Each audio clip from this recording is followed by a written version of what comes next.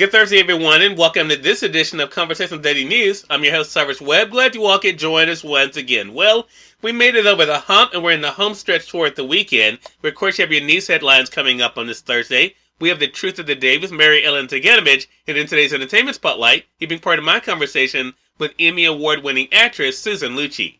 Enjoy today's program. For Conversation Daily News, I'm Cyrus Webb with your Thursday headlines. In national news, Pelosi upbeat on Biden deal, but mentioned Penn's billionaire tax. House Speaker Nancy Pelosi told colleagues Wednesday that Democrats are in pretty good shape on President Joe Biden's sweeping domestic plan, but fresh problems emerged as a pivotal Democrat penned a new billionaire's tax to help pay for the $1.75 trillion package. Biden and Democrats are racing to wrap up talks before the president departs this week for overseas global summits, in part to show foreign leaders the U.S. is getting things done under his still new administration. The president could visit Capitol Hill at any time and is assessing the situation hour by hour, the White House Press Secretary Jen Psaki said on Wednesday. We are on track now to move forward once we get an agreement, Psaki said at the White House. The upbeat comments from the Democratic leaders on Biden's big proposal of social services and climate change programs provided fresh hopes for a deal to be announced, but negotiations churned with new setbacks. A just proposed tax on billionaires could be scrapped after Democratic Senator Joe Manchin of West Virginia objected, according to a senior party aide who spoke on condition of anonymity to discuss the private talks. Manchin panned it as unfairly targeting the wealthy. Manchin said he prefers a minimum 15% flat patriotic tax to ensure the wealthiest Americans don't skip out on paying any taxes. There's a patriotic duty that you should be paying something to this great country, he said. Nevertheless, he said, we need to move forward. The president has made that very clear. He wants to move forward, and we owe it to the president to move forward. White House officials met at the Capitol with Manchin and another key holdout, Democratic Senator Kristen Sinema of Arizona. Making progress, Sinema said as she dashed into an elevator. The quickening pace of negotiations came as Biden pressed to have a deal in hand ahead of the global summits. There's also a Sunday deadline to approve a smaller bipartisan roads and bridges infrastructure bill or risk allowing funds for routine transportation programs to expire. But that $1 trillion bill has been held up by progressive lawmakers who are refusing to give their support without the bigger Biden deal. Taken together, the new billionaire's proposal, coupled with a new 15% corporate minimum tax, are designed to fulfill Biden's desire for the wealthy and big business to pay their fair share. While the new tax proposals had appeared agreeable to Manchin and could win over Sinema, whose support is needed in the 50-50 split Senate, where Biden has no votes to spare, Republicans have derided the billionaire's tax as harebrained, and some have suggested it would face a legal challenge. In more national news, the Associated Press looks at how the pandemic has impacted childcare and hampered the economy. The childcare business has for years operated in a broken, paradoxical market, low wages for workers and high costs for consumers, yet the critical service somehow managed to limp along. Now the pandemic has made clear what many experts have long warned. The absence of reliable and affordable childcare limits which jobs people can accept makes it harder to climb the corporate ladder and ultimately restricts the ability of the broader economy to grow. Childcare Aware estimates 9% of licensed childcare programs have permanently closed since the pandemic began, based on its tally of nearly 16,000 shuttered centers and in-home daycares in 37 states between December 2019 and March 2021. Now, each teacher resignation, coronavirus exposure, and daycare closure reveals an industry on the brink with wide-reaching implications for an entire economy's workforce. In more national news, nor'easter cuts power to over 500,000 homes and businesses. A nor'easter that battered the Atlantic coast with hurricane-force wind gusts left more than 500,000 homes and businesses without power in New England and forced the closure of bridges, ferries, and schools in the region on Wednesday. Utility workers labored to restore power as the storm's winds and rain, which were felt as far north as Nova Scotia, diminished throughout the day.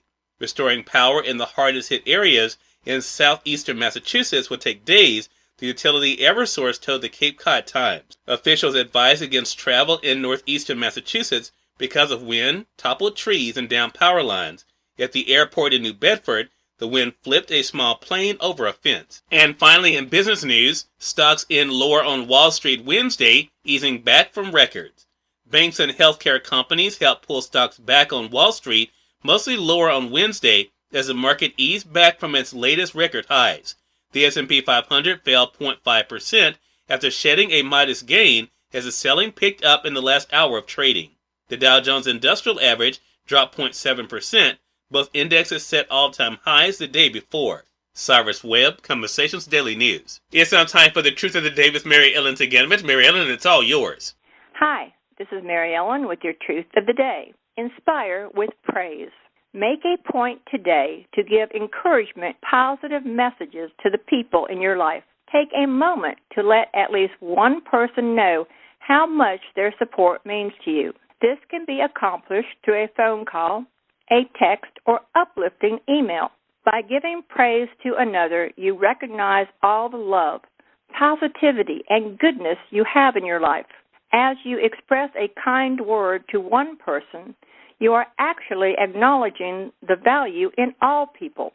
Because we are all interconnected, this kindness comes back to you as it spreads out into the universe. You can be sure this gift of praise you gave to another will be forwarded from person to person.